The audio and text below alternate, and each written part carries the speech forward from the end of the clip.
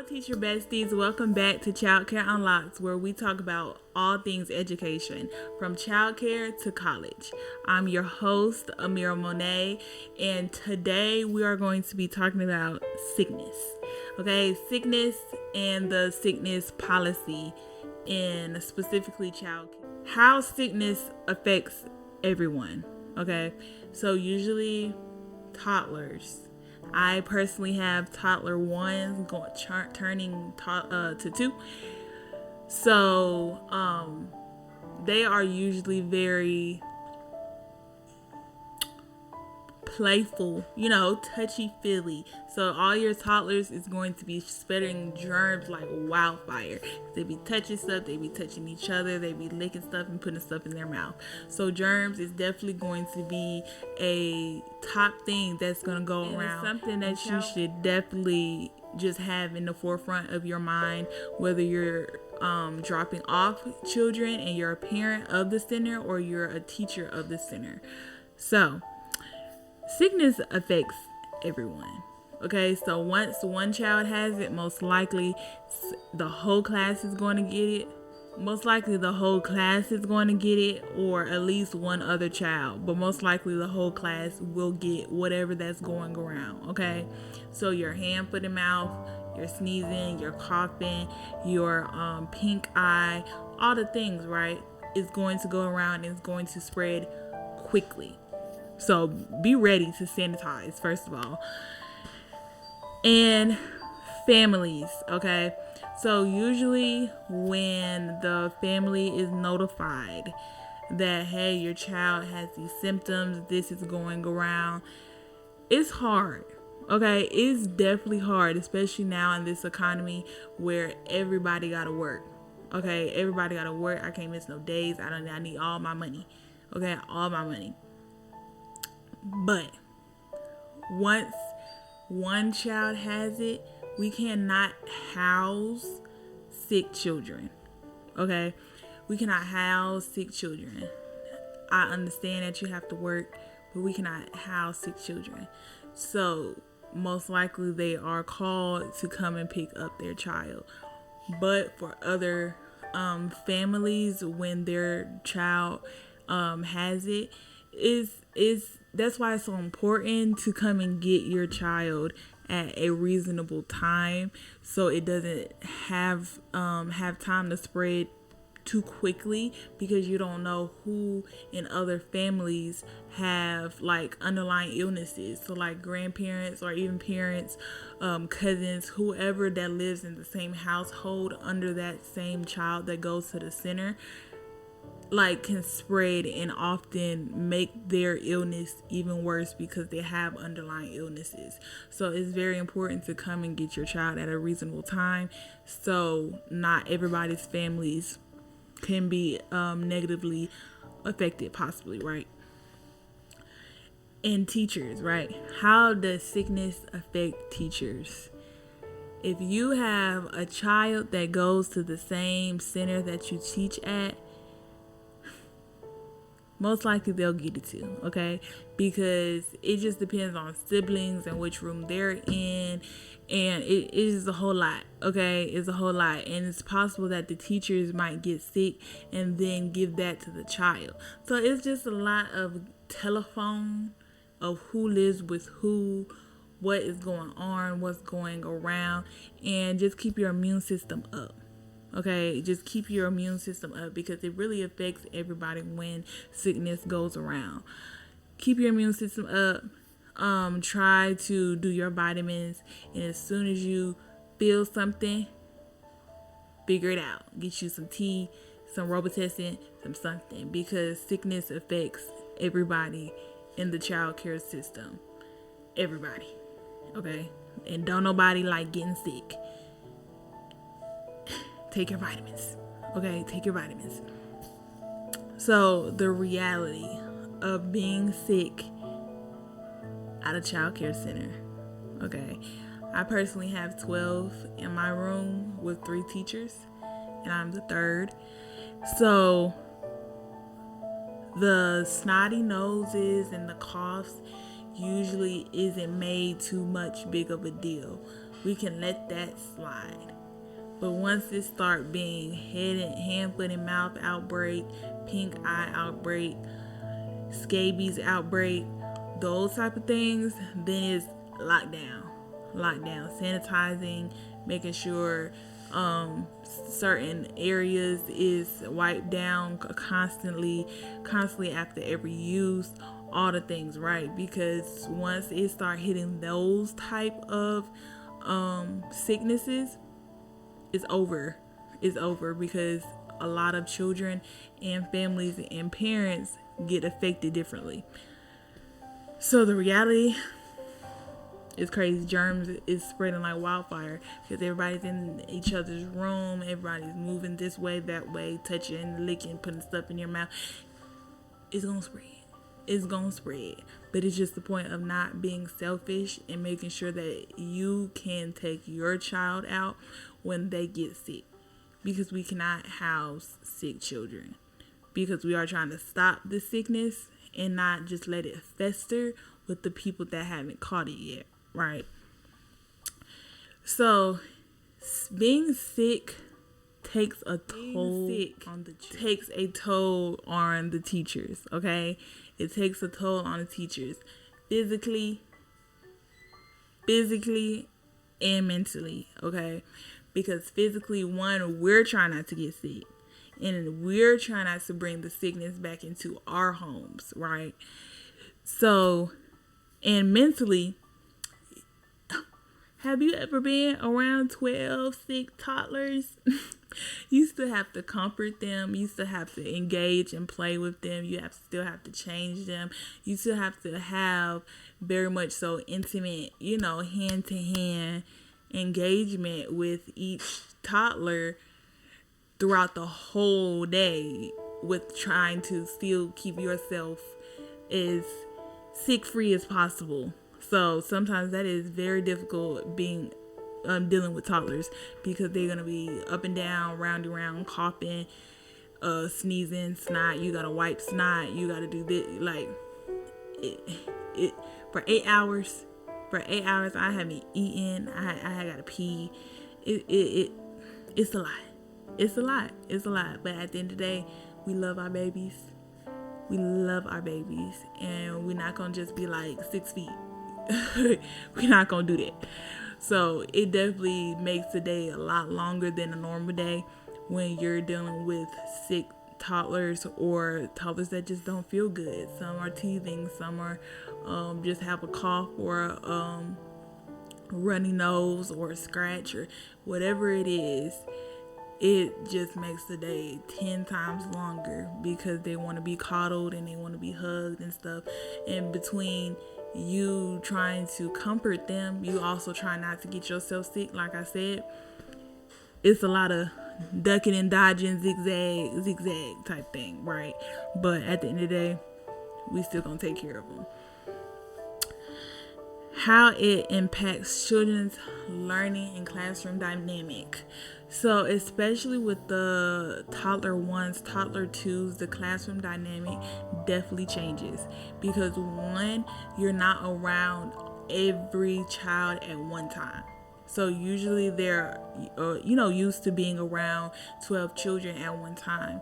But when half the class is sick, or 3 kids or 5 kids or 7 kids are sick, then you're with a smaller group. So one, that might influence bad behavior, or they might influence positive behavior. But you definitely change the dynamic when children, or certain children, are out, because it's a smaller group. And with the learning, the people that are not there is gonna miss, whatever subject that we were going over on the lesson plan. But it doesn't, I don't feel like, affect their learning too much, especially not at the, the 1s and 2s. But it definitely affects the classroom dynamic for sure. Okay. Understanding sick policies. So I know at certain centers and in the school system, there's certain policies So do you have a 24-hour? Do you need the doctor's note? Do you need a 48-hour? Right? So which one? So I know for vomiting, diarrhea, pink eye, hand, foot, and mouth, runny nose, teething. Okay, because let me talk about teething. Okay, let me talk about teething. It's so many different things that people say about teething, and I don't understand if they just trying to keep their child in and they don't want to come and pick them up that day or what. Because some say you get a fever teething, some say you don't. I want to know, because I personally don't know. I'm gonna look it up. I'm gonna look it up and I'm gonna come back to y'all with that information in the description. Okay, because do you have a fever? Are you actually sick, or is that teething? Which one is it? Because people be a little wishy-washy with that answer. Okay, they be a little wishy-washy. So, but for vomiting, it depends on how many times. Okay, that also goes with diarrhea too.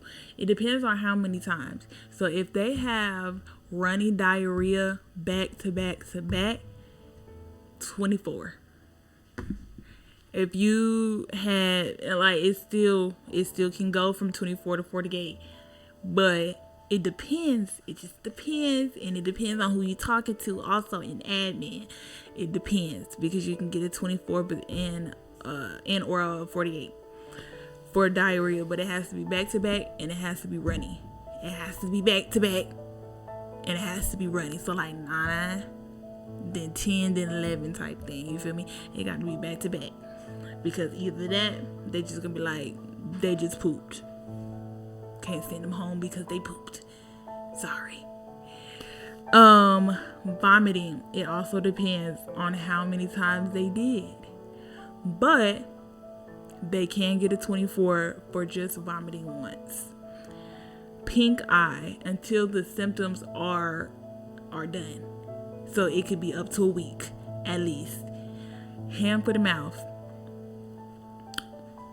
apparently 3 days. Okay, 3 days. They have to be out 3 days, and it has to be scabbed over. So if they are scabbed over, they are no longer contagious. If they still are open, then they gotta go. They gotta go. They gotta go if they still open. They gotta go. Yeah, so runny nose, coughing usually is like, we could deal with that, but the other stuff, 24, 48, 72, choose your pick. Okay, choose your pick. So it depends on how consistent and how often it does happen in that one day. So there's that. But sometimes policy can be ignored and be like, ooh, I'm gonna do exception for them, or I'm gonna do exception for this family. But the teachers don't play that. Okay, the teachers don't play that. And I understand. Like I said, I understand that you gotta work. I understand that sometimes you don't have anybody to come pick them up.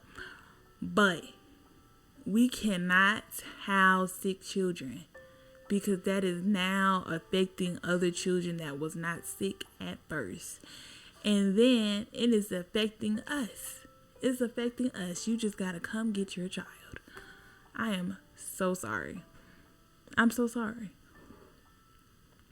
But when the symptoms is over, we got you. We got you. Come on back. Come on back.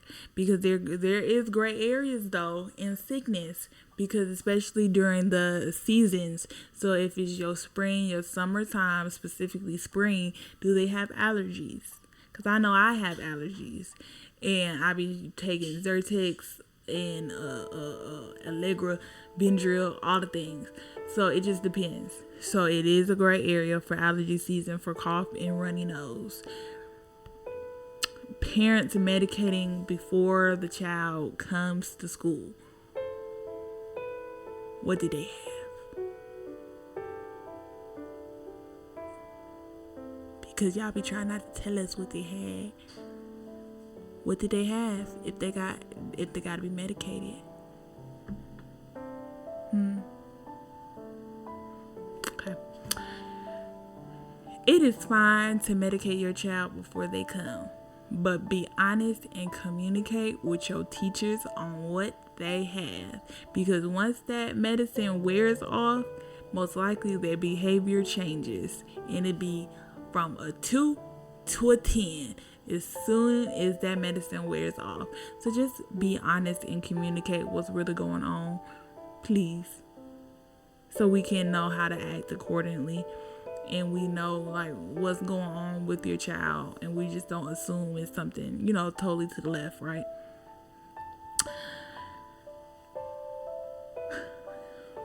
I already talked about this. The parents that stay home from work, that can't stay at home from work, y'all just got to come up with a plan B sometimes when it comes to these certain sicknesses. So like I said, the coughing and the runny noses and stuff, we can deal with that.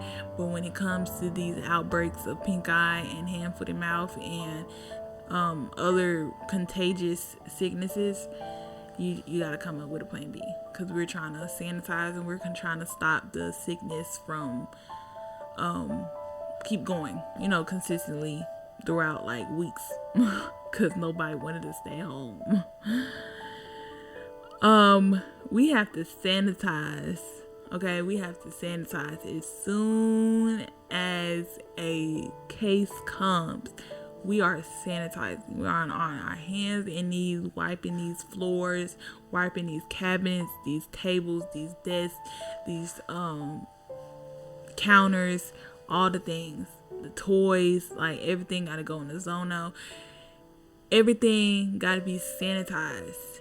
And when you still have children in the room, that makes it 10 times harder, because we have bleach and water solutions. So if we're spraying something down, a 1-year-old gonna come in all right on it.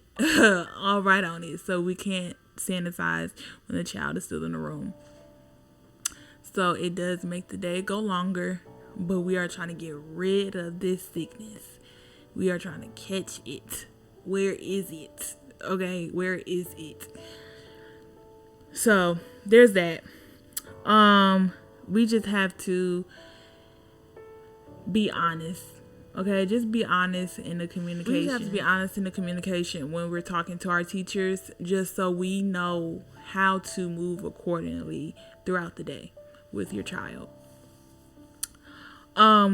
We accommodate a lot of parents and students throughout the school year, and I know as any form or level, category, whatever you want to call it, of teachers, we work. Okay, we work. We work, and we know that we are in a service providing profession, but sometimes y'all have to be more honest. Y'all really have to be more honest, parents. I'm sorry. Y'all have to be more honest, because we do not want to be finding out halfway into the day that your child has pink eye and have been touching all the toys, have been touching all my friends, have been touching everything and rubbing their eye and doing all the things, right? You have to be honest in your communication. We have to be honest in our communication so we can act accordingly and not everybody gets contaminated.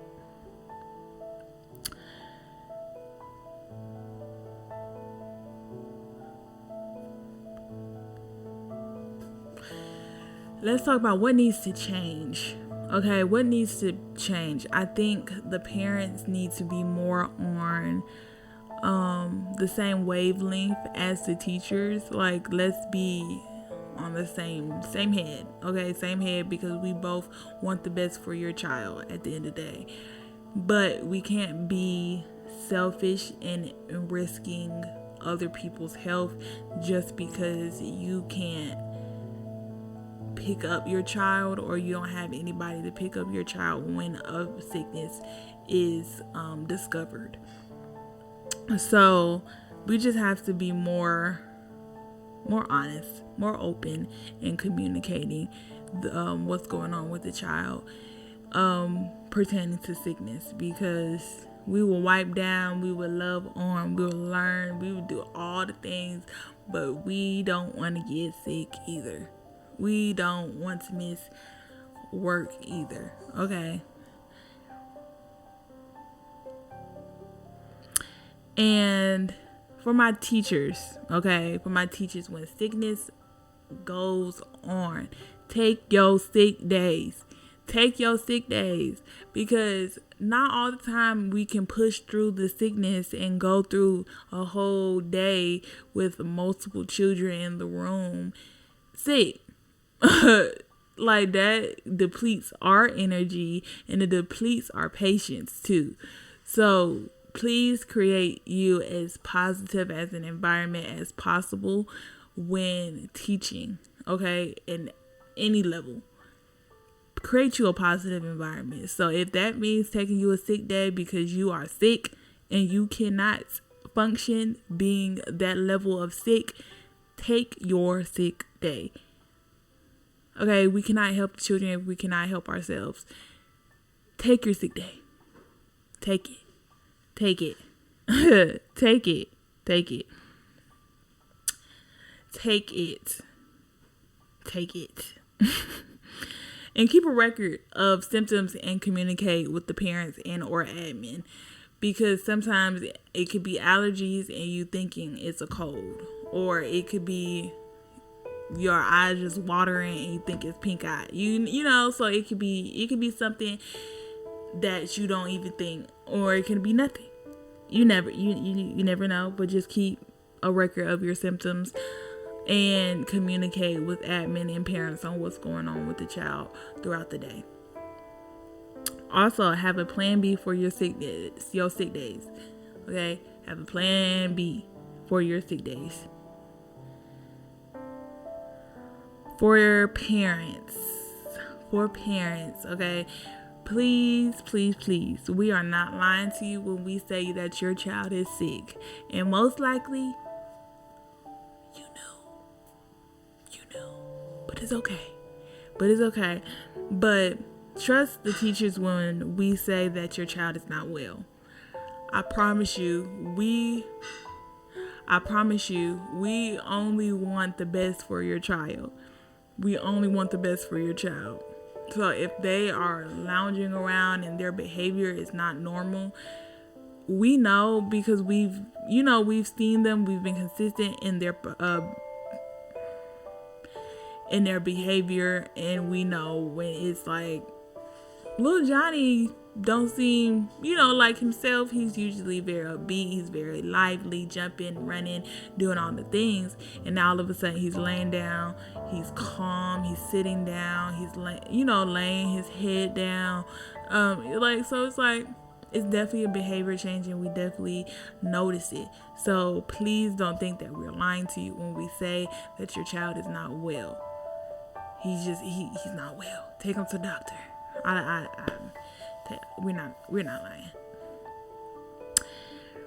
But I'm gonna say it again. It really is important in a parent-teacher relationship to keep an honest, open, and communication line when it comes to just specifically sickness, but in general, just keep an open line, honest line of communication, because at the end of the day, all we want is your child to succeed in whatever she or him is doing. Okay? Just let us know what's going on. So, we are going to wrap it up. I hope that this episode was good, informative, and relatable. And I just want to go back and say the importance of balancing empathy and boundaries, okay? For my teachers, don't just be trying to send these children home for no reason. Don't just be trying to send these children home for a sniffle, okay? Have empathy. Know that these parents will have to work, especially if they have multiple mouths to feed, and stuff is just expensive in general, okay? Have empathy in your hearts to not trying to send these children home for any old thing. And then, of course, have boundaries of saying, hey, he has pink eye, he cannot come until he is symptom free. Okay, until he is symptom free. Have boundaries, but do still have empathy in your heart to not just be sending these children home for any old thing. I know, but no, don't do it. So I want everybody to feel free to send and tell stories of your own. Of, have you ever been sneezed on at 8 o'clock in the morning and you haven't had your coffee yet? Let me know. I'm gonna put my email in the description if you would like to share some stories with me, and I will tell them on the podcast. I wanna hear. Okay, I wanna hear. So have you? I'm gonna leave off with this little phrase. Have you ever had to teach with a tissue in one hand and a book in another? Okay, I'm going to end that off here. I hope everybody enjoyed this episode, and I'm going to see y'all next week. Bye.